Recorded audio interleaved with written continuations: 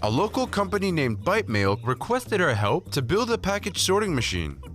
The company wants us to create a machine that can identify packages which are too heavy to ship. To do this, we need to learn about a new coding tool called an if statement.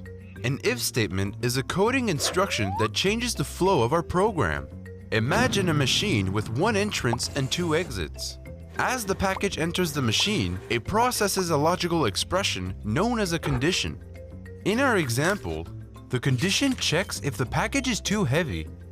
If the package is too heavy, then the package will leave the machine and receive additional postage. However, if the package is below the maximum weight, it'll bypass the additional postage. Notice that if the package does not exceed the maximum weight limit, it does not trigger an action.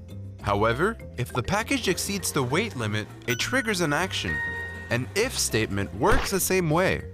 An if statement consists of three parts: an if instruction, followed by a Boolean condition located between a set of parentheses, followed by the operations that need to happen if the condition is true.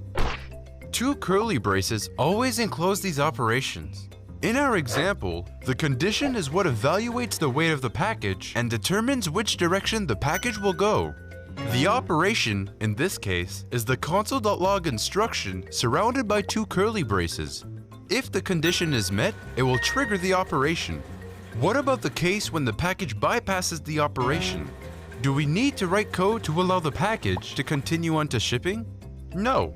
The answer to that condition is false, so the package will continue without having to write any more code. Let's play with an if statement to see it in action. In the code editor, assign a value less than 8 to package weight. Hit run code and watch which path the box takes. Now set a value greater than 8 to package weight.